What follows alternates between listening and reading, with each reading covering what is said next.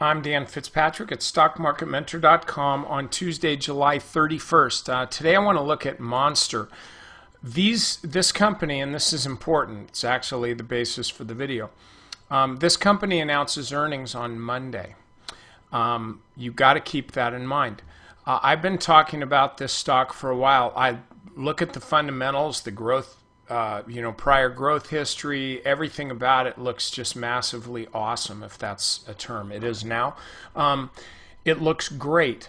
The stock, of course, has been a really nice performer over the last few years. So you got to wonder, is all of that greatness already baked into the price of the stock?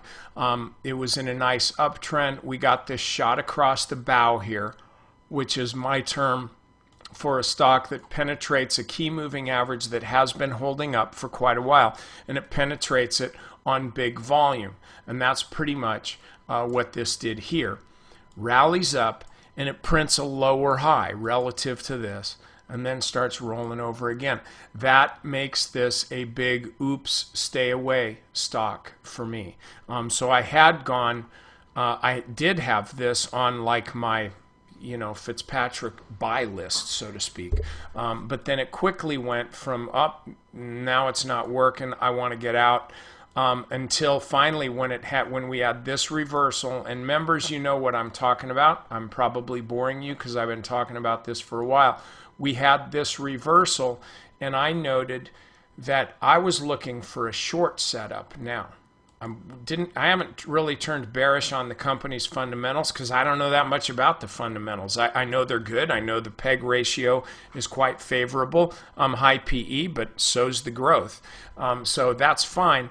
But I just know that this is a lot of resistance, a lot of supply right up there. And so my take was, after this breakdown below there, and then even below there, we got the breakdown. This to me looks like a stock that's in search of lower highs, which so far is what it's doing. So my suggested trade, my trade that I was talking about, was wait for the stock to come up to this prior support level, which would now be resistance, and then look to short the stock, anticipating that kind of move.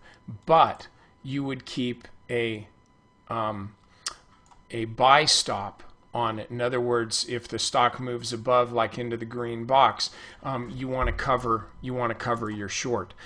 So what we've seen now, we've started to see this. I mentioned it last week that when the close started getting lower than the open, like we saw on Friday and then yesterday, that's telling you that there's some selling into the end of the day. So sell orders are being cleaned up towards the end of the day, and that's pushing the stock down. Well, today we finally got additional selling and really confirmation that there's excess supply here. So what do?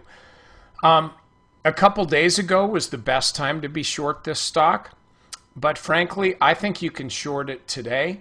Or I should say tomorrow. I'm doing this on Tuesday night.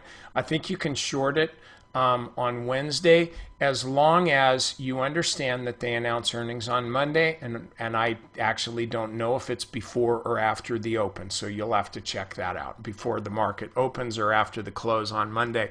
But I think you've got 3 days to use to ride this short down before you cover it. And then what do we do with the stock after they announce earnings? Why don't we wait for earnings, and then I'll tell you about that too. This is just my take on it, and I'll close with this.